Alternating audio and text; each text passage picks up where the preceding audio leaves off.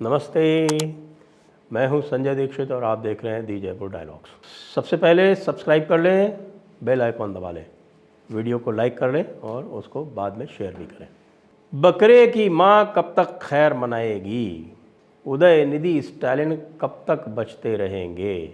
जी हाँ, आज तो सुप्रीम कोर्ट ने भी उदयनिधि स्टालिन को नोटिस जारी कर दिया। और यही नहीं, जम्मू में भी एक लोकल कोर्ट ने 202 सीआरपीसी में इंक्वायरी कायम कर दी है और इंक्वायरी कायम करके एसएसपी जम्मू को, जी हाँ, एसएसपी लेवल के अधिकारी को उसका इंक्वायरी ऑफिसर बना दिया है। तो ये भी अब ये दिखा रहा है कि सनातन धर्म के प्रेमी जो हैं और जो सनातन धर्मी हैं वो इस तरह चुप नहीं बैठेंगे।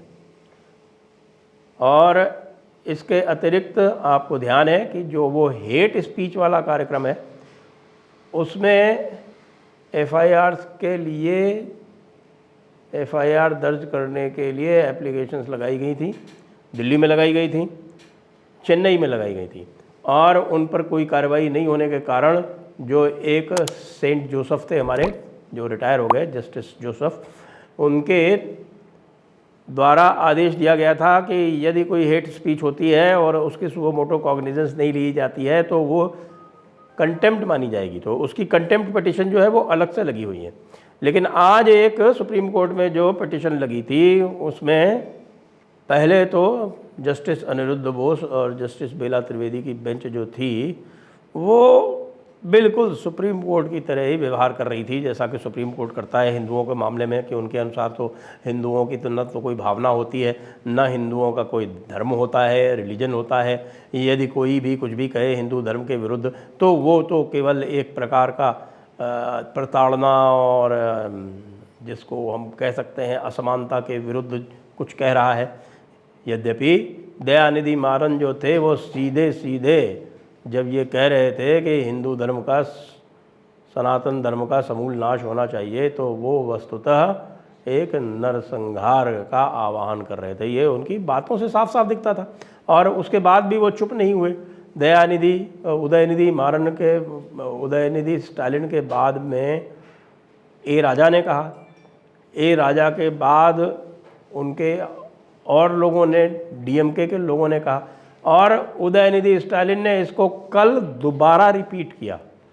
तो इसका अर्थ ये हो गया कि वो पूरी तरह से एक निश्चिंत हो गए थे कि साहब की सुप्रीम कोर्ट तो हमारा कुछ करने वाला है नहीं, हम तो द्रविडियन पार्टी है, हमारा तो जन्म ही सनातन धर्म के समूल नाश के लिए हुआ है, इसलिए हम जो चाहे वो कह सकते हैं। वो ये भूल गए कि भाई कानून भी है और लागू तो करना ही पड़ेगा। उच्चतम न्यायालय डिले कर सकता है लेकिन यह नहीं कर सकता कि उनके पूरी तरह से उनके जो दिशा निर्देश हैं वो नूह में कुछ और हों और उदयनिधि स्टालिन में कुछ और हों। इसलिए जब आज बहस आरंभ हुई तो भाई कोर्ट जो था वो पूरी तरह से अनिच्छुक था। जी हाँ, कोर्ट अनिच्छुक क्यों था? क्योंकि कोर्ट कह रहा था कि भाई आप हाई कोर्ट में क्यों नहीं गए। तो उनसे कहा गया कि भाई हाई कोर्ट में तो हम जाते या ना जाते, इसी कोर्ट ने बहुत सारे इस तरह से मैटर्स को डील किया है, सीधे लिया है। और हमने तो अर्जेंट हियरिंग के लिए मेंशन भी किया था, ईमेल भी सर्कुलेट की थी। जो इस समय के वर्तमान नियम हैं उसमें ईमेल सर्कुलेट करके अर्जेंट मेंशनिंग का प्रावधान है, हमने ईमेल सर्कुलेट की थी। इसके पहले नूह वाले मैटर में ईमेल सर्कुलेट हुई थी तो तुरंत ले लिया गया था उसका कॉग्निजेंस, और उसको तो अर्जेंट मेंशनिंग में लगा भी दिया गया था अर्जेंट मेंशनिंग के माध्यम से। हमारा तो अर्जेंट मेंशनिंग में नहीं लगाया गया, कोई बात नहीं, लेकिन अब आप आया है तो आप हमें हाई कोर्ट जाने को क्यों कह रहे हैं। इसी कोर्ट ने अनेकों मामलों में संज्ञान लिया है और विशेषकर से आप जो है वो सेंट जोसेफ के कोर्ट का, यानी जस्टिस जोसेफ के कोर्ट का मामला जो आप जानते हैं, वो हरिद्वार वाला जो मामला था उसको लेके उन्होंने पता नहीं क्या क्या निर्देश जारी कर दिया गया। हेट स्पीच, जबकि हेट स्पीच जो है आज तक परिभाषित नहीं है, किसी कानून में हेट स्पीच नहीं है। फ्रीडम ऑफ स्पीच है और फ्रीडम ऑफ स्पीच के एक्सेप्शंस हैं केवल, और वो डिफाइंड है। बड़ा एक जजमेंट आया हुआ Kaushal Kishore versus state of UP, 5 जजों की बेंच का बहुत ही विस्तृत जजमेंट है, लगभग 200 पृष्ठों का। उस 200 पृष्ठों के जजमेंट में ये लिखा गया है कि फ्रीडम ऑफ स्पीच जो है उसके जो भी एक्सेप्शंस दिए गए हैं, 8 एक्सेप्शंस हैं उसके, आपको कहिए तो बता दूं। वो है sovereignty and integrity, security of state, public order, morality and decency, contempt of court, friendly relations with the country, defamation और इंसाइटमेंट टू एन ऑफेंस। इसके अतिरिक्त कोई भी फ्रीडम ऑफ स्पीच को रोकने का या फ्रीडम जो भी कोई कह रहा है उसको रोकने का कोई भी उपाय नहीं है, क्योंकि कोर्ट ने ये कह दिया कि ये एग्जॉस्टिव हैं। एग्जॉस्टिव का मतलब कि इनके अलावा और कुछ नहीं हो सकता। तो सबसे पहले तो बार बार हेट स्पीच कह के और बिना अपने ही निर्णयों को पालन किए हुए इधर उधर के मैटर्स में सब में तो आपने उसका ले लिया संज्ञान। और अब जब वास्तव में ये कहा जा रहा है कि मैं इसका समूल नाश करूंगा, इसका समूल नाश होना चाहिए, जो कि सीधा सीधा दिख रहा है कि न केवल पब्लिक ऑर्डर अपितु इंसाइटमेंट टू एन ऑफेंस के अंतर्गत कवर हो रहा है, तब आप कह देते हैं कि साहब कि नहीं, इसको तो हम कैसे इसका संज्ञान लें। क्यों? ये तो सीधे सीधे भाई आर्टिकल 32 के अंदर आ गया ना। चलिए कोई बात नहीं, फिर हाईकोर्ट जाइए। फिर जब उनको याद दिलाया गया कि भाई यही कोर्ट है जिसने सीधे संज्ञान लिए हैं इतने सारे केसेस में, लेटेस्ट जो है वो नूह वाला जो केस है उसका लिया गया है। उसके पहले जो है वो हरिद्वार वाला केस है, उसमें तो हमारे जोसेफ साहब ने तो बहुत लंबी चौड़ी गाइडलाइंस भी जारी कर दी थी। ये कह दिया था कि साहब कि आपको जो है वो इस तरह के मैटर में डायरेक्ट संज्ञान लेना पड़ेगा, सुओ मोटो FIR रजिस्टर की जाए, और सुओ मोटो FIR यदि रजिस्टर ना हो तो उनके ऊपर कंटेम्प्ट का केस चलाया जाए। तो फिर ये कहा गया उनको कि भाई आप ऐसा कीजिए कि इस मैटर को उससे टैग कर दीजिए। तो कहे नहीं, हम टैग नहीं करेंगे, उनका दोनों का संदर्भ अलग अलग है।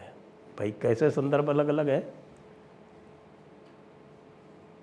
वहाँ तो कुछ कहा भी नहीं गया था, जो कुछ भी बात थी वो इनडायरेक्ट थी, उसको हेट स्पीच मान लिया गया, उसका संज्ञान ले लिया गया, उसको उसके साथ टैग कर दिया गया। यहाँ तो सीधे सीधे कह रहे हैं, कोई कह रहा है कि ये मलेरिया, प्लेग, डेंगू है, कोई कह रहा है कि ये HIV है, कोई कह रहा है कि ये इसका तो समूल नाश अत्यंत आवश्यक है, इसके समूल नाश हुए बिना कुछ भी हो नहीं सकता है। कोई उसके ऊपर लांछन लगा रहा है कि साहब कि इसमें छुआछूत है। अरे भाई, किसी ने सनातन धर्म को पढ़ा है क्या? सनातन धर्म तो समानता का आज तक का सबसे विशाल, विशद और सबसे महान प्रस्फुटन है। जो समानता जो है वो न केवल मनुष्य और मनुष्य में देखता है, अपितु सभी जीवों में समानता देखता है, और तो और जड़ और चेतन तक में समानता देखता है।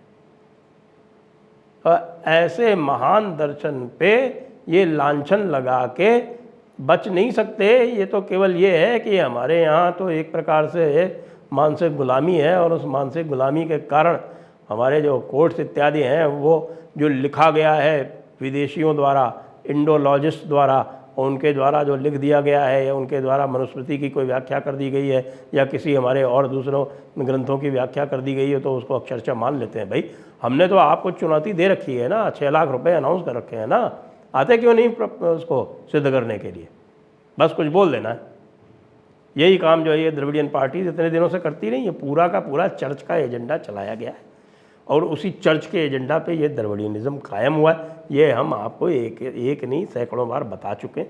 हमारे जाके पुराने वीडियो सारे जो इस टॉपिक पे हैं वो देख लीजिए। तो इसलिए भाई मैं कहूँगा कुछ काम तो अच्छे हुए। जम्मू में आदेश हो गया इंक्वायरी का, लोकल कोर्ट द्वारा और सुप्रीम कोर्ट द्वारा अब उदयनिधि स्टालिन को, डीएमके को, तमिलनाडु गवर्नमेंट को, ए राजा को और डायरेक्टर जनरल पुलिस तमिलनाडु को, इन सबको नोटिस जारी हो गया है। अब आप लोग भी ध्यान रखें, सभी लोग जो है ये उदयनिधि स्टालिन का जो किया काम है इसको ऐसे ही नहीं जाने देना चाहिए, अपितु और भी जो जुरिस्डिक्शन में है वो इस प्रकार की एफआईआर होनी चाहिए। मुझे पता चला है कि एक एफआईआर उत्तर प्रदेश के जुरिस्डिक्शन में भी हो चुकी है और उस पर भी इंक्वायरी चालू है। तो फिर ये एक मैं कहूँगा कि एक विजय मानी जानी चाहिए, लेकिन अभी ये आंशिक विजय है, क्योंकि सुप्रीम कोर्ट का जो रुख है वो अभी भी पूरी तरह से साफ नहीं दिखा हमको आज। यद्यपि नोटिस जारी हो गए, लेकिन नोटिस जारी करने के बाद भी उन्होंने ये कह दिया कि नहीं ये हम टैग नहीं करेंगे, इसका संदर्भ अलग अलग था। तो क्या संदर्भ अलग अलग था? Hate speech is hate speech, और मैं तो आपको बता रहा हूँ कि हेट स्पीच डिफाइंड नहीं है ये, लेकिन ये तो ये इंसाइटमेंट टू ऑफेंस में आती है भाई, जो फ्रीडम ऑफ स्पीच का एक्सेप्शन है, फिर क्यों नहीं है? तो सभी लोग जो सनातन धर्म की रक्षा में लगे हुए हैं, तत्पर हैं, उनको बधाई। जय हिंद, जय भारत, वंदे मातरम।